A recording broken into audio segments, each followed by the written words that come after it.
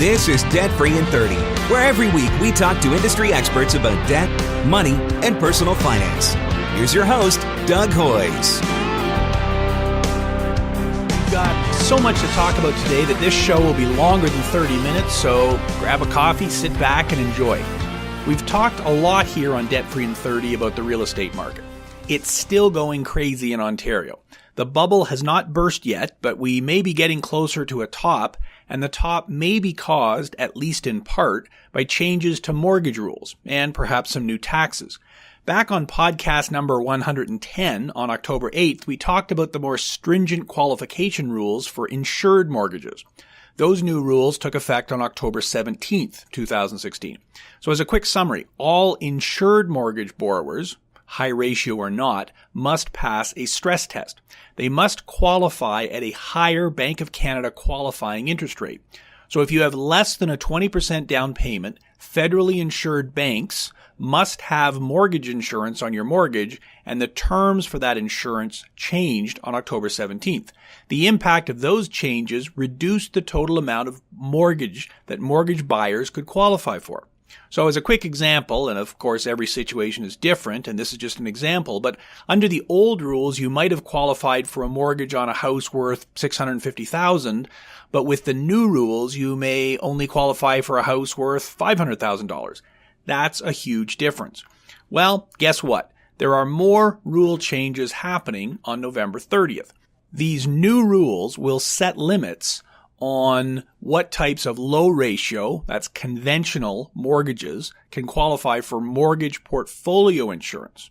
And these rules are similar to the limits that existed for high ratio mortgages.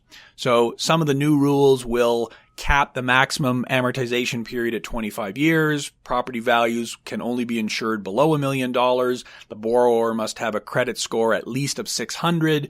Only the single unit properties must be owner occupied, and there'll be a similar stress test to what came into effect on October 17th. So what will this mean to the housing market? Well, in Canada, the go-to guy on anything to do with big picture economic issues is Ben Rabideau, who was my guest back on show number 94. Ben started and runs North Cove Advisors, a macro research firm that works primarily with institutional investors around the world, like mutual funds, pensions, and so on. So getting him on a show like ours is great. He looks at factors that impact the entire economy, like household credit trends, interest rates, and as we know from our last show, he has a keen interest in real estate. Ben's a hard guy to track down, but I wanted to get him on the show before the end of November when these changes happen, so I tracked him down in his car late one evening to ask him about these new changes. Now, some of what we talk about gets a bit technical, but the big picture is actually quite easy to understand. The changes on October 17th affected borrowers with less than a 20% down payment. The changes that happen on November 30th affect lenders, and they apply even if the borrower has more than a 20% down payment. Now, before we get started, let me remind you that we have a full transcript of the show over on our website at hoyes.com. I'm telling you that up front because you will probably be tempted to want to take notes to keep track of all the different factors Ben discusses that will impact the real estate market. That's great, but if you can't keep up, don't worry. Every word that Ben says is on our website at hoyes.com. I asked Ben to start by giving us an easy-to-understand example of how these new rules will impact the mortgage market. Here's the example he gave me.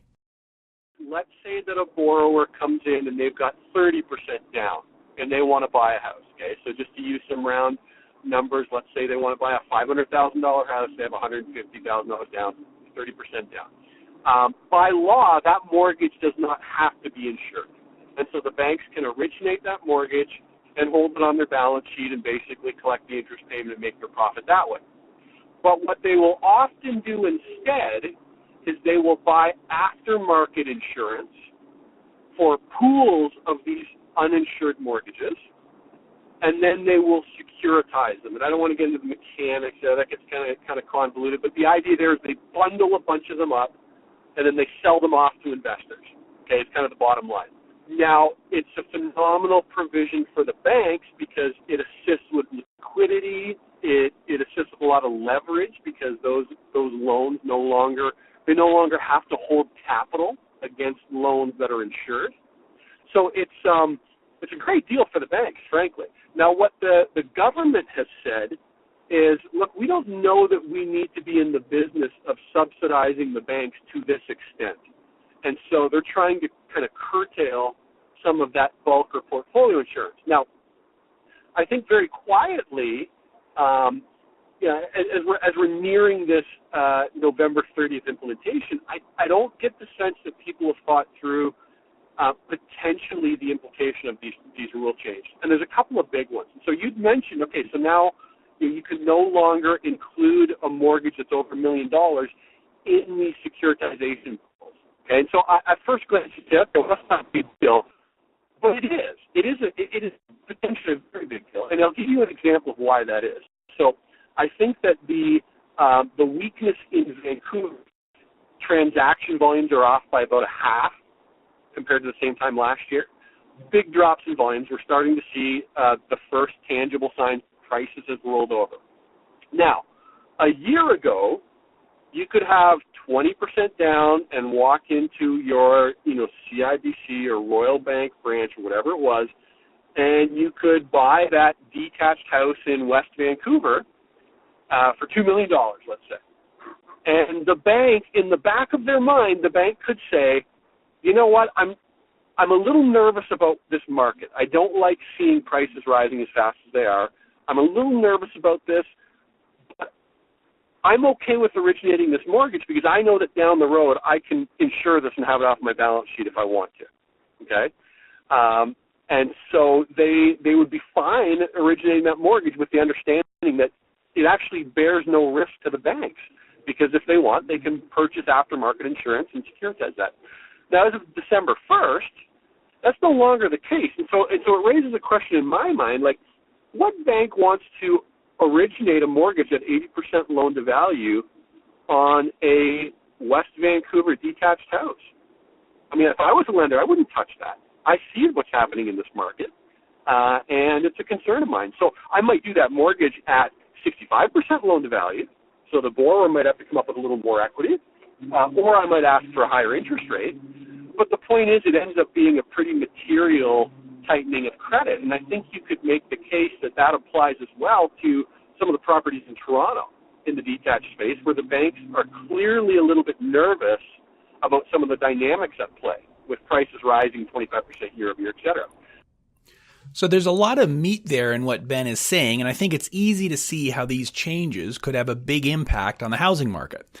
I like his example of the big house in Vancouver, but the example could apply equally in Toronto.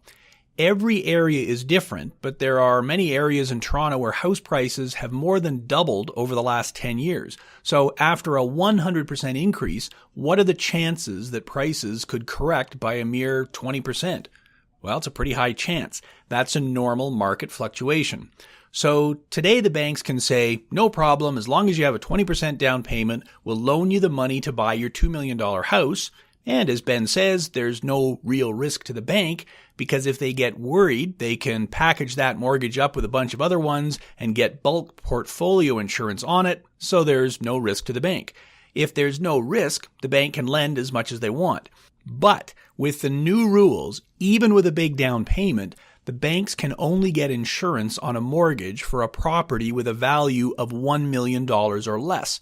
So now the bank has to really think twice before giving a mortgage on a home worth more than $1 million because they are assuming all of the risk.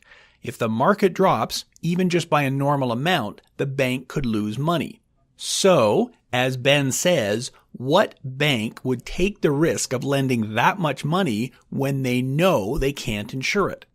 Not many. So that's why, starting on December 1st, the banks may want even higher down payments and charge higher interest rates for their own protection. But that's not the only change that's coming.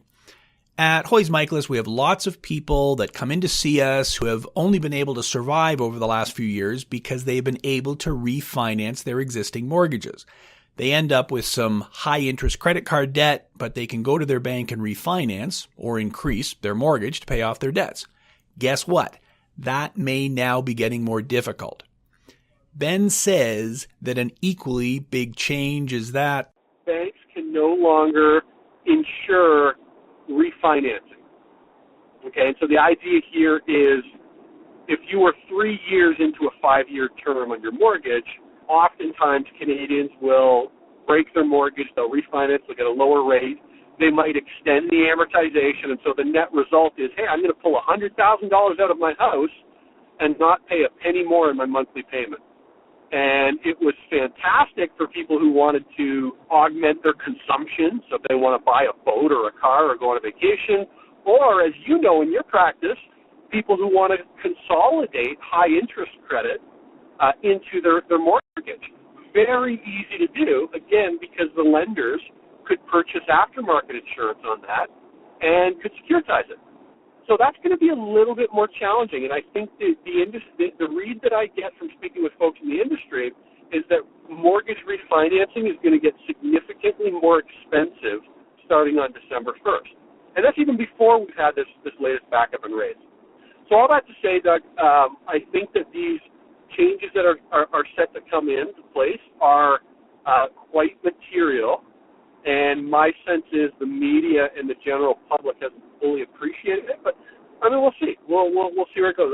It's not hard for me to come up with a scenario where this matters a lot, and it takes even more steam out of the market in Vancouver, for example.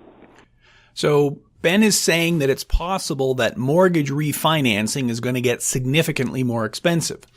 So what does this mean to mortgage lenders? If the Toronto market is hot, will they still continue to lend and take that risk? My next question for Ben was, in a market like Vancouver, where prices have started to fall, do the banks start to lend less with these new rules? If the market's hot and it looks like it's going to continue to be strong, then maybe I have no problem making that mortgage. So maybe in Toronto, where I think that house prices are going to keep rising because there's not a lot of inventory and sales are strong or whatever, maybe I'm fine making that loan on that $2 million house. But what it does is it adds an element of additional weakness in a place like Vancouver where that market's already rolling, right? And so now the lenders have to go, well, this market's already weak. And if I'm going to originate this mortgage, I have to own the risk for that indefinitely. And so what it ends up doing is they tighten their underwriting into an already weak market. So it exacerbates the cycle. That's why we call it pro-cyclical. It magnifies the cycle. And that's a fairly new dynamic in that space. So, look, I think it could matter a lot. I don't know the exact, will it pressure demand by 10%, 15%? I don't know. It remains to be seen, and a lot of it's going to depend on the risk appetite of the lenders and how willing they are to hold those loans on balance sheet. So it's so new, we don't really know. So back to the refinancing thing, because you're absolutely right. This is something that my clients have been doing for years and years and years. I own a house. I end up, for whatever reason, perhaps having $30,000, $40,000, $50,000 worth of unsecured debt, credit cards, bank loans, that sort of thing.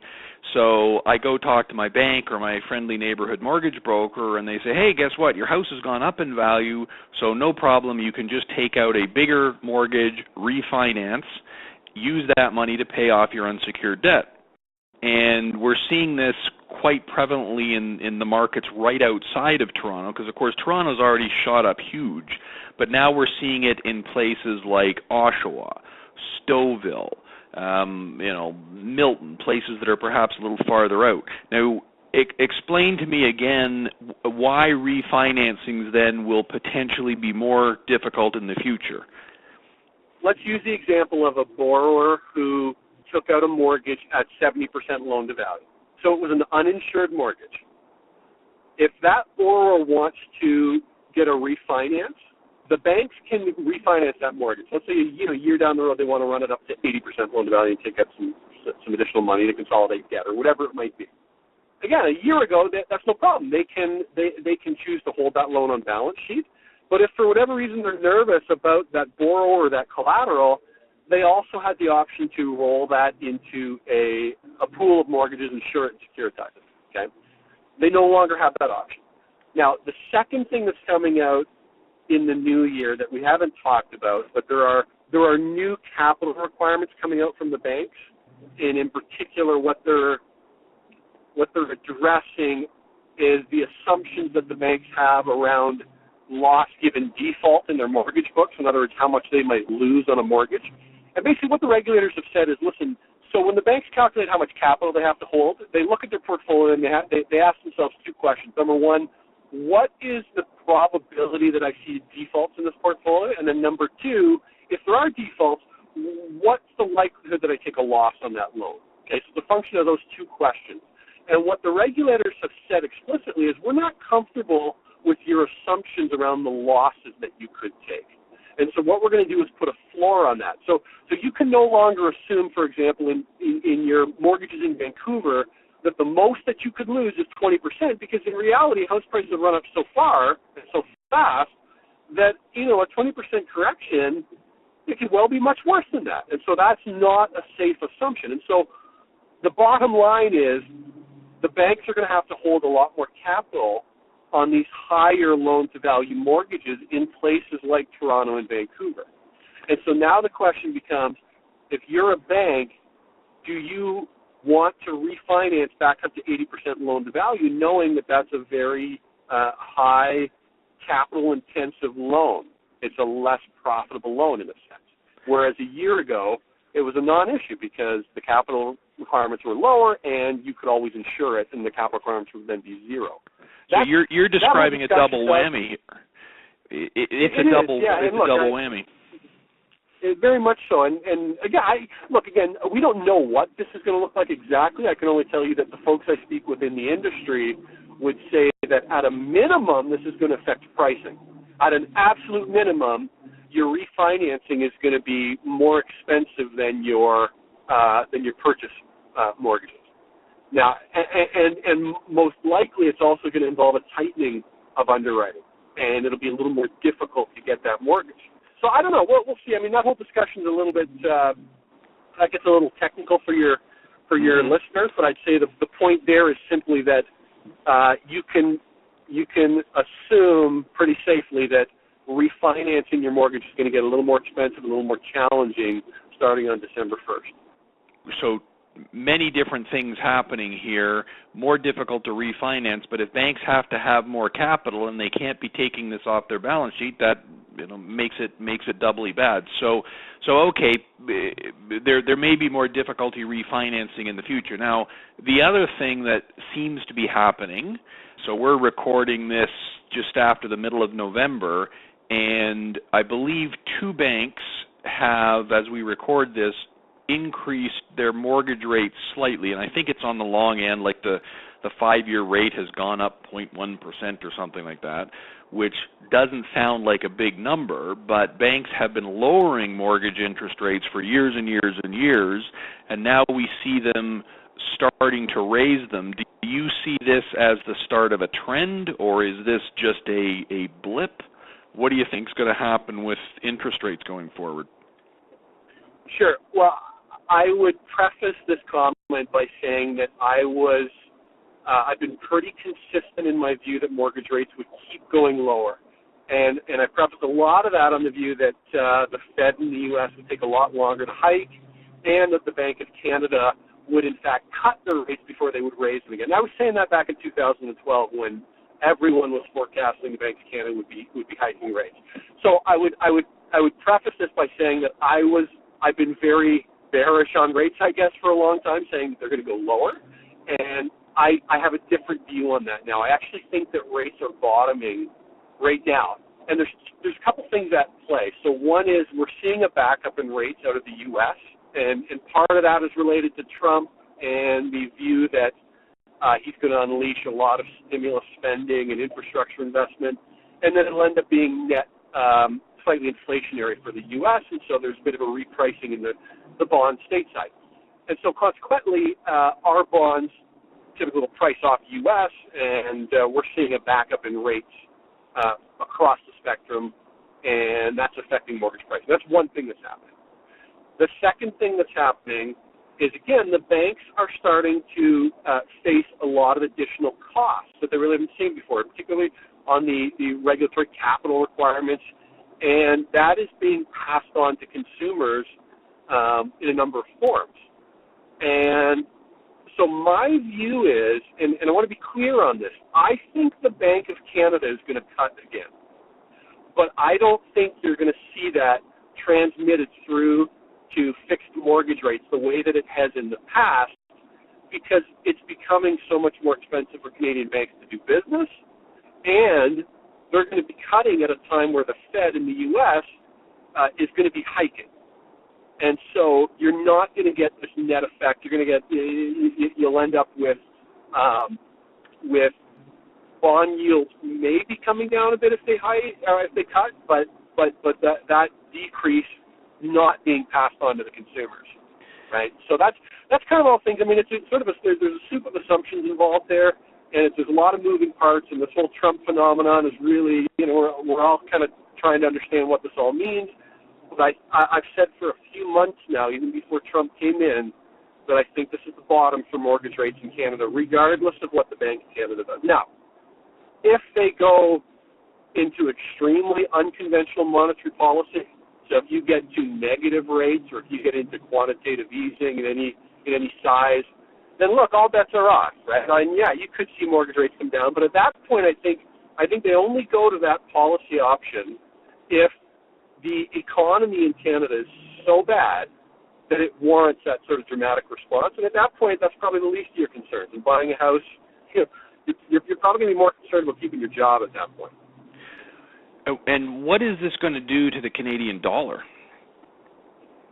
Well, it's certainly negative to the Canadian dollar. I mean, I've been pretty bearish on the Canadian dollar for a while, and I think that this is going to continue that trend, right? Particularly if they are forced to cut. At this point, when I say I think they're going to cut again, I'm not saying imminently. I think that you may see it back half of 2017, maybe.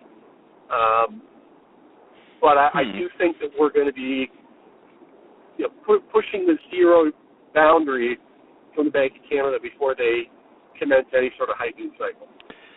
Yeah, and I'm not an economist, although I play one on the podcast here, but if interest rates in the U.S. are going up, and if there's the potential that the Bank of Canada lowers them further in Canada, then presumably that strengthens the U.S. dollar, makes the Canadian dollar that much weaker, and that depresses our currency, which makes buying stuff from the U.S., and we buy a lot of stuff, food, particularly in the winter and things like that, makes things a lot more expensive. So there could be a number of different shocks coming in 2017. So you kind of alluded to Trump there very briefly, and I guess what you're saying is we don't know. We don't really know what's going to happen. He's been making noises about, building the wall, which I guess would be a fancy way of saying infrastructure spending. Well, you got to borrow a lot of money to do that, and that's why you think interest rates are potentially going to go up in the U.S. Are there any other implications about him that we need to think about, or is it just way too early? Let's let the guy get inaugurated first and see what he actually is going to do. Well, I don't know. There's a lot of potential implications. I mean, and again, the whole story on rates, and there's a number of parts there to understand. But yeah, the big takeaway for your listeners is that the bond market seems to be viewing a higher likelihood of inflation and an increased odds that the Fed hikes in December and then again through 2017. And that's really what's playing into rates stateside. Now, for Canada, I think the most concerning thing for us is some of this kind of protectionist rhetoric, these leaked memos that suggest that he's, very early in his term is going to start looking at renegotiating or, at worst, canceling NAFTA. And there's all sorts of unknowns around that. So, yeah, I don't know. It's far too early to know how much of that was rhetoric versus something that he plans to act on. We'll have to see. It's early days.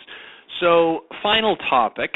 All of these mortgage changes, again, as a layman, it looks to me like the federal government is trying to tamp down the real estate market, make it slightly more difficult to borrow, make it slightly more expensive, try to keep a lid on it. And yet, there was an announcement again around the middle of November from the Ontario government saying, hey, we want to do this thing where first-time home buyers get a rebate on some of their property taxes, land transfer taxes when they purchase a house. So you got the federal government trying to tamp things down, but it looks like you've got the provincial government trying to pour gas on the fire. Am I interpreting that correctly, or am I reading too much into that? Well, it was a pretty token policy change that's really not going to have any real effect. I mean, they've doubled the rebate on the land transfer tax from $2,000 to $4,000. So I mean, you're going to go from paying $13,000 to paying $11,000 in transfer tax. When prices in Toronto are rising $50,000, $60,000, $70,000 a year, and you're talking about a one-time rebate of $2,000 on your taxes, I just don't think that's going to move the needle, to be honest. So it's one of those things where they sort of had to look like they were trying to do something while not really doing anything, and they kind of accomplished that. Now, look, the bigger story with the Wynne government right now is this whole question around a potential foreign buyer tax in Toronto. And they very much walked back that expectation that they could roll something out. But I'm telling you, we saw that in Vancouver. We saw the government completely talk down expectations of that tax and say that they would not put their citizens' hard-earned home equity at risk. And literally 8 weeks later, they rolled it out. And what happened in the interim was you had some hard-hitting investigative reports. You had some attempt from the government to quantify the effect of foreign buying. I see a lot of parallels here in Ontario.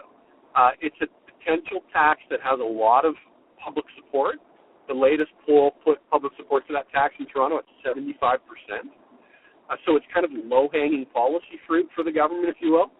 And we're starting to see the first signs that the media is starting to do some digging around this whole foreign buyer story in Toronto. And I don't care who it boggles my mind that we're still having this discussion. Like, I love it when the development industry comes out with a survey where they say, we think it's only 4 or 5% of all sales are going to foreign buyers. That's exactly what they said in Vancouver. And so the question is always, well, if it's not a big deal, then what are you pushing back against? Right? Like, you can't have it both ways. As a development industry, you can't say, this isn't affecting the real estate market, but don't bring in this tax or it'll be horrible. Right? Like, you can't have that both ways. And that's what I'm seeing in Toronto right now. It's clear. It is clear to me from talking to a number of industry sources and spending a lot of time on the front lines, if you will, that there is a strong foreign bid. I'm certainly not what it was in Vancouver, but there's a strong foreign bid in Toronto. And I think it's a fair question we need to be asking in terms of, whether single-family housing should be treated as a commodity by international investors or whether it should be reserved for local citizens and whether some sort of restriction should be put on. I think that's a question that's going to come to the forefront again, and I don't know how the government can avoid implementing some form of a foreign buyer tax. So that's going to be something else to watch. Do you have any sense of how big a percentage of the market foreign buyers are in, let's say, a place like Toronto or north of Toronto up into Markham, those kind of places? Do you have any sense of that at all, or is it impossible to determine?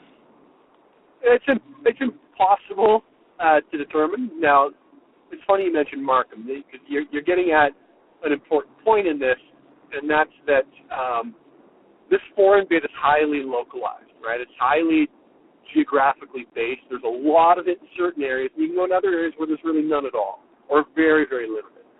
So, throwing all that in the blender, I don't know what it would be.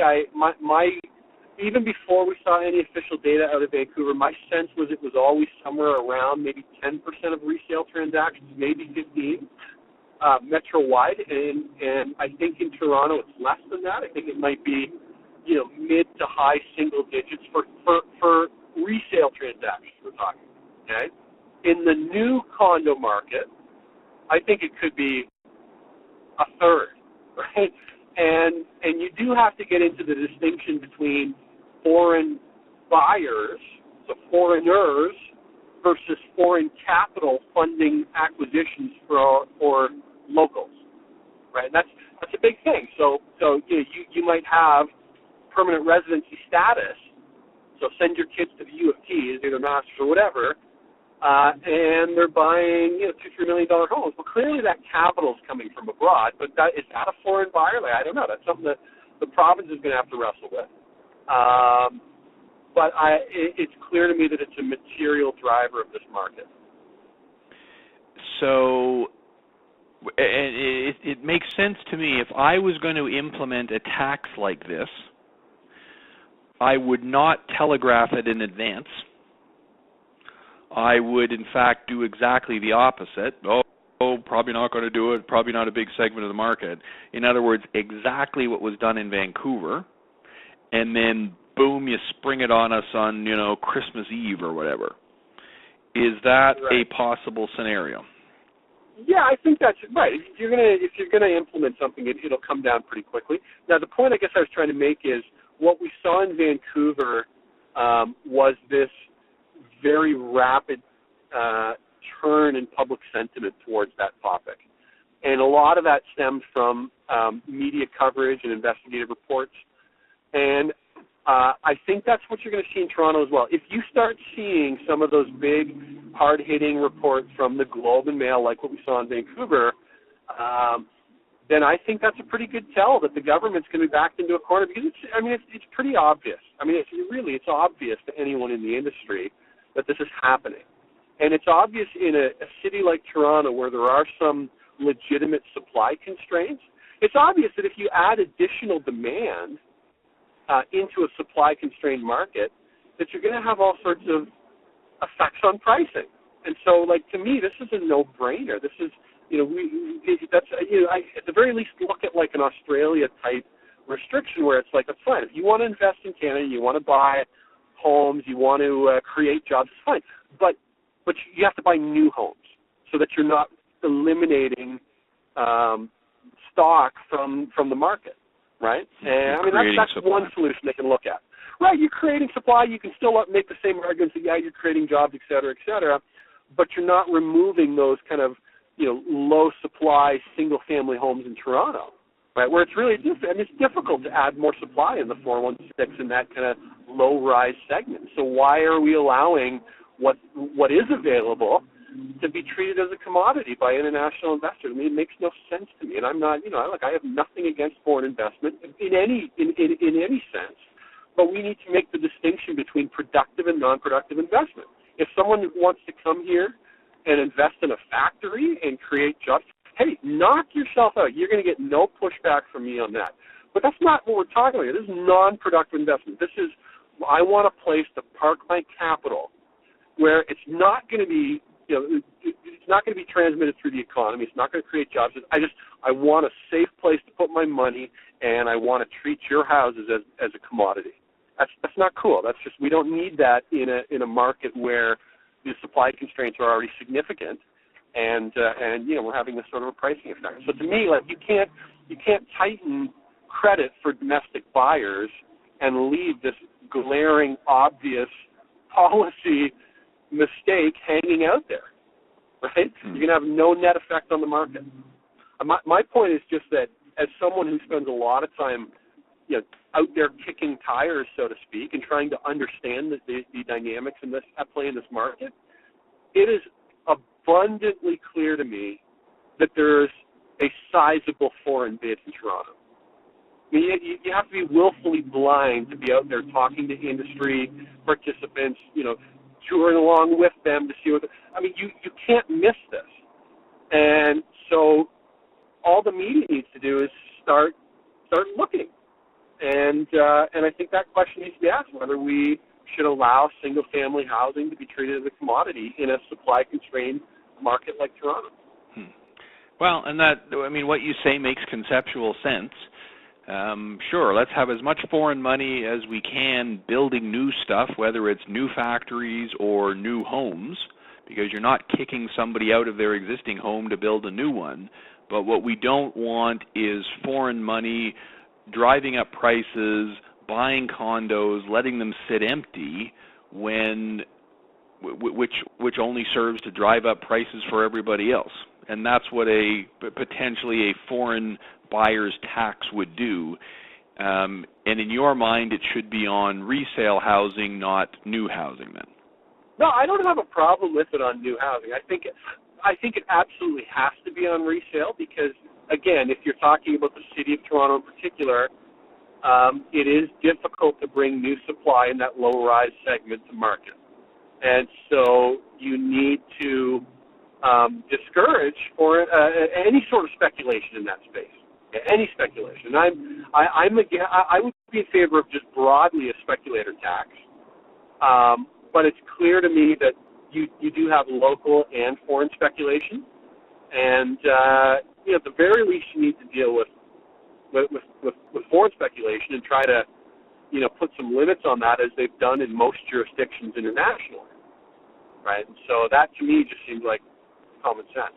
So to wrap it up then, to look forward to the future, if I may put words in your mouth, you're saying that it will probably be either more difficult or more expensive in, let's say, 2017 to qualify or get a mortgage in many different circumstances because of all these different rules. And if we also have the Trump effect, which perhaps influences interest rates in Canada, and if we perhaps have a surprise foreign buyer's tax, which I guess won't be a surprise to any of our listeners because you're sort of suggesting it's a possibility, then we could see a somewhat different or perhaps very different real estate market in 2017 in Canada. Is that a fair summary? Yeah, there's a lot of ifs in that statement, but yeah, that's right. Yeah. If these things come to pass, I think that's right. And there's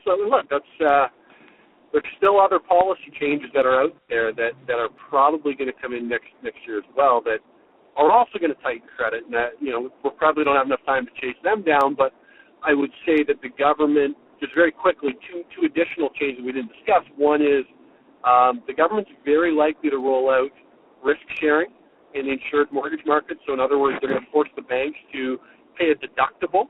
So right now the way insurance works is the bank is covered 100% on all losses, right?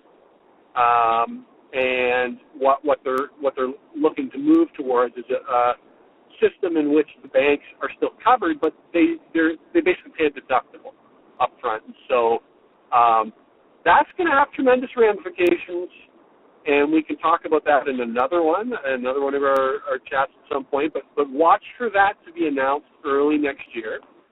And then also watch in the next maybe 6 months, watch for regulators to take that same stress test that now applies to insured mortgages and apply it to everything.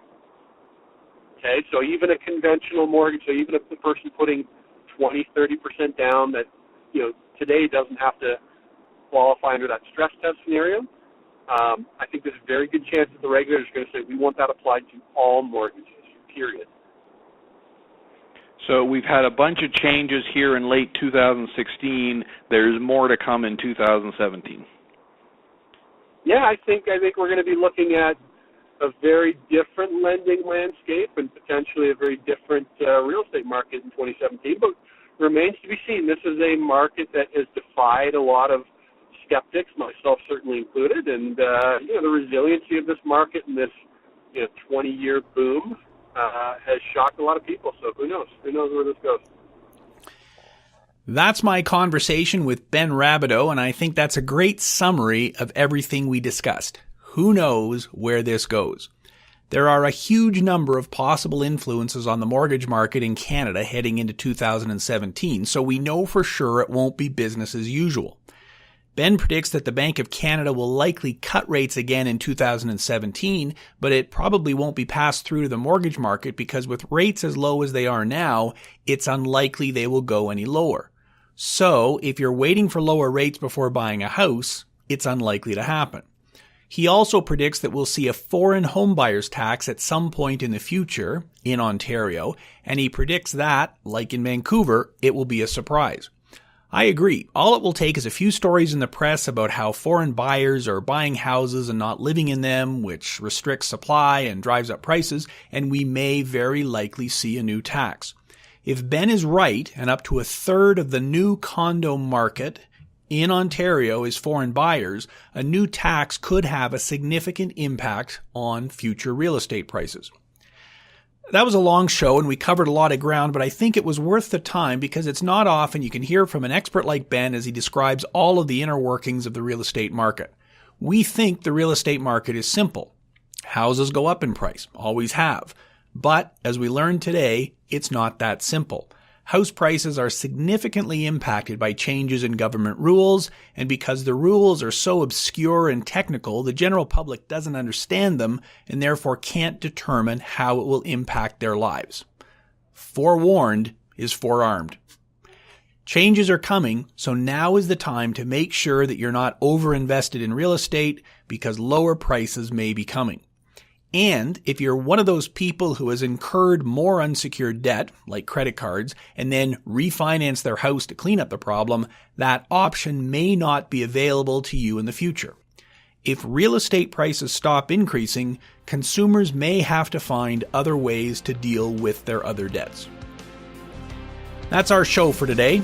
We had a huge amount of content on today's show, so to help you digest it all, we've prepared a full transcript of the show. You can find it at hoyes.com. That's HOYES.com. Thanks for listening.